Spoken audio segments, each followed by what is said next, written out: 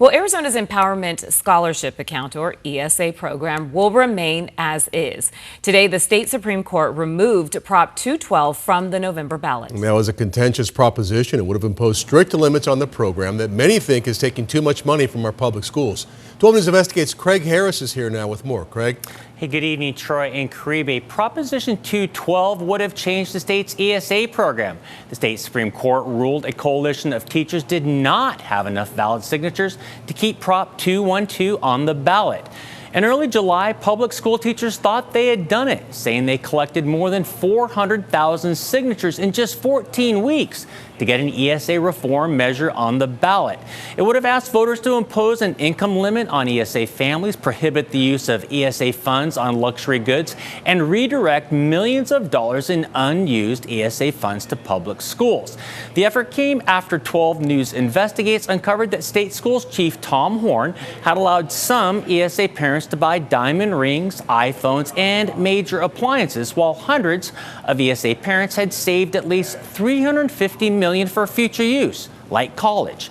Today, the Arizona Supreme Court found that teachers did not have the necessary 949,000 valid signatures needed. Beth Lewis, who leads Save Our Schools Arizona, said in a statement, quote, voters overwhelmingly expressed their desire to rein in our state's $1 billion ESA voucher program. She added, the program is bleeding Arizona public schools dry. Schools choice advocates, including former Governor Doug Ducey, who expanded the ESA to all Arizona families, said the ruling is a huge victory. However, the American Federation for Children, another national school choice group heavily involved in the ballot issue, said it's time to shore up a program that both works for families and ensures responsible stewardship of taxpayer dollars. I'm Craig Harris, 12 News. All right. And Craig, you know, previously teachers claimed that they had more than 400,000 signatures.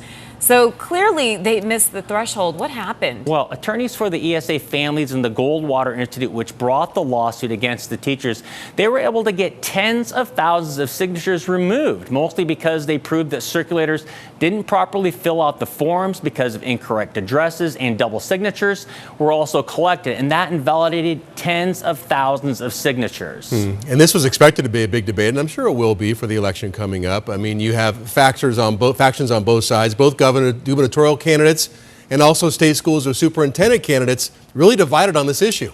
Yeah, this is going to be a big issue come November. Democrat Governor Katie Hobbs has called for ESA reforms during her entire term in office, while Republican candidate Andy Biggs has called for expanding the program. And there's a big difference on the candidates for state schools chief.